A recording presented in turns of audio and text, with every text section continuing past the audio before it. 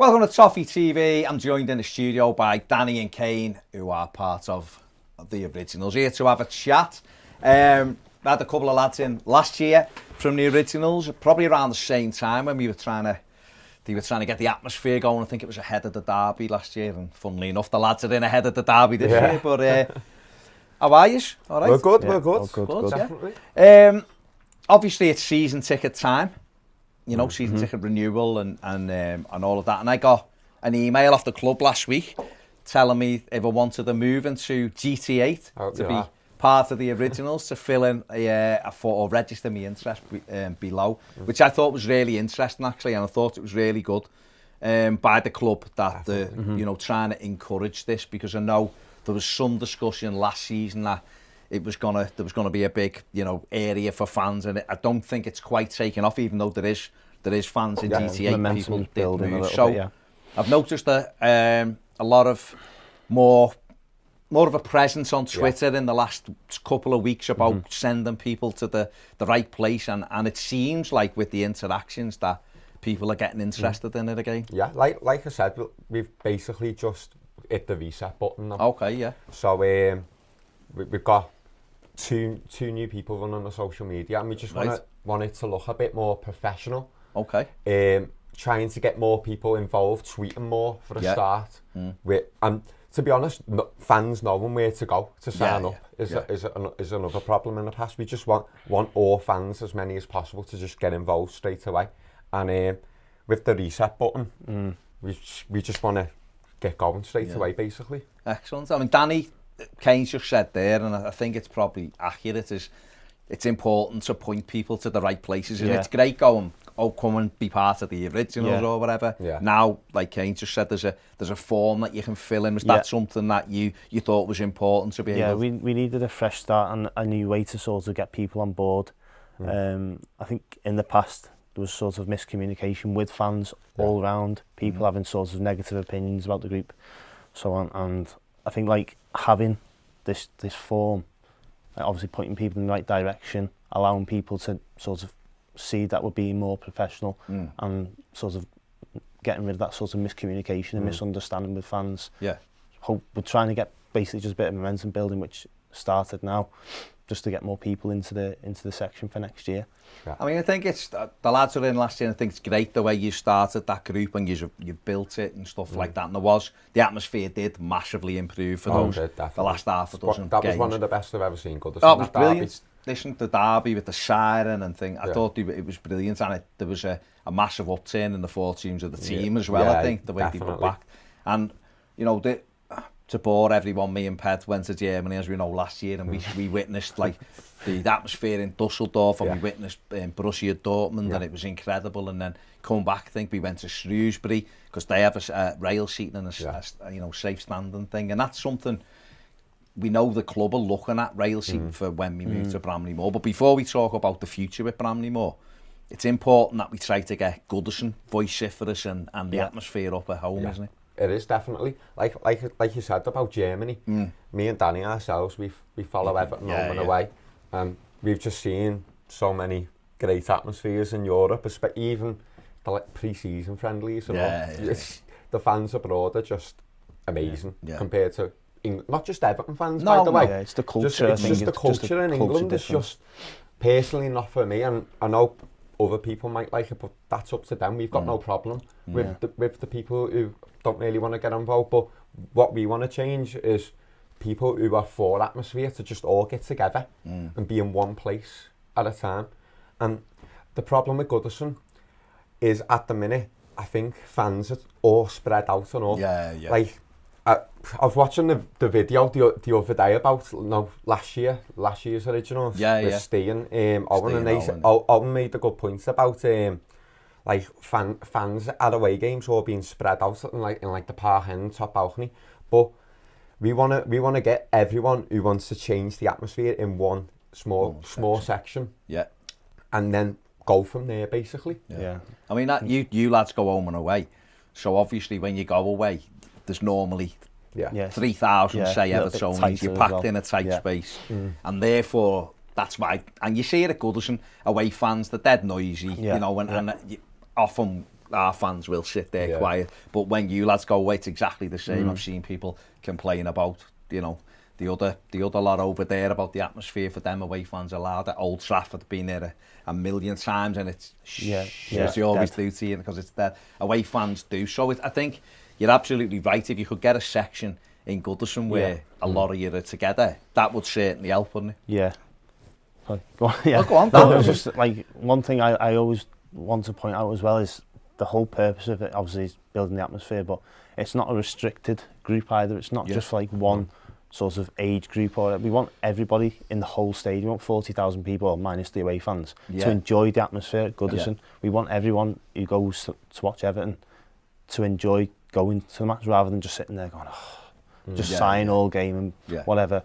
We want everyone to know that it's not, as I say, restricted. It's for anybody, anyone, any age or gender or whatever. To if anyone wants to join, if they're all about the atmosphere, then obviously that's how we want to sort of promote the group a little bit now, to get more people involved, because obviously we've got 3 years left now. Well, roughly 3 years at Goodison, and I personally don't want to spend the last sort of 3 or 4 years, give or take, at Goodison, sort of sitting there in silence and being fed, regardless of what's going on the pitch. Still want to go to enjoy the match in some respect. And I think we need more people to sort of get on board with it. And obviously, if people are in the park end or main stand or whatever, but want to get involved, then I think it's a good sort of like building momentum now. It's a good opportunity for people to move with the sort of season ticket being renewed. We've got that opportunity to transfer over, and hopefully we can improve the atmosphere. I think, and that's a really important point what Danny's just said there, is that it's not to create an ultras group between, you know, 16 to 20 of lads who are, you know, and all that. It's open enjoy for anybody, anyone to enjoy the game. You know what though, the messages we've had on Twitter, the people who are asking to bring kids, they're asking to bring the kids just to, you know what I mean? To experience it. And so sometimes I'd rather the kids get in there now and then they can grow with it.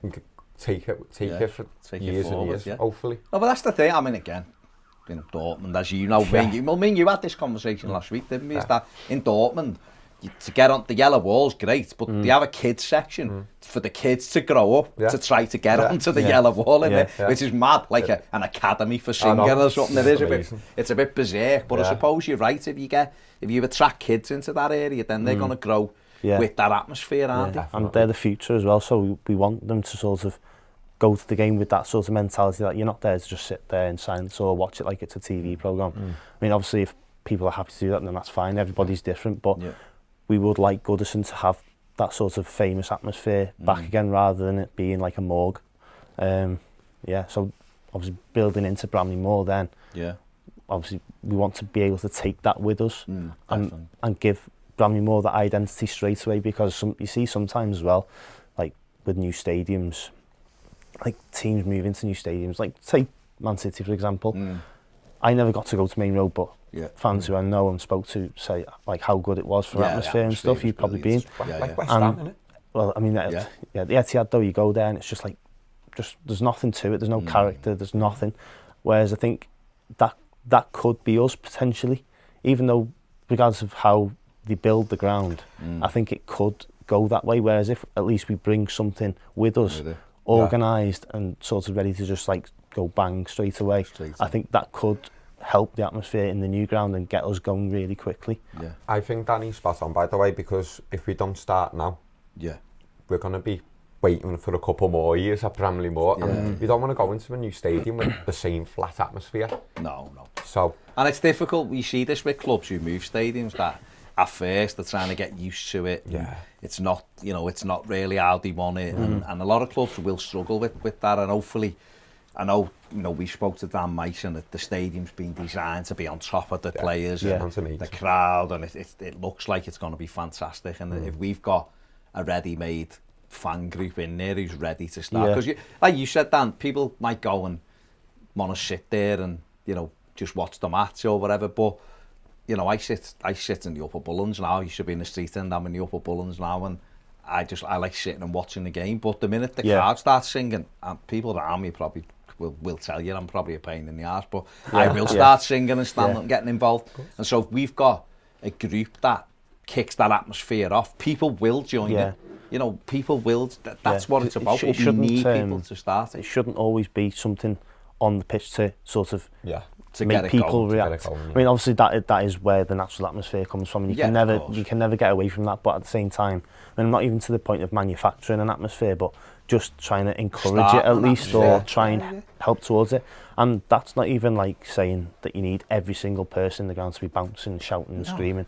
No. Just a little section. Even when you go abroad, even if you just watch a foreign match on the television, just say a Bundesliga match. Bundesliga. They'll only have, say, a corner of the stadium singing, but it sounds good. There's an atmosphere there, and there's something that you can build on. When I watch Bundesliga, like there's constant noise. There is noise. There is constant noise, and I always think to myself, say for example, if we get on from the game and watch Match of the Day, and I'm watching the highlights and thinking to myself, why is it this flat?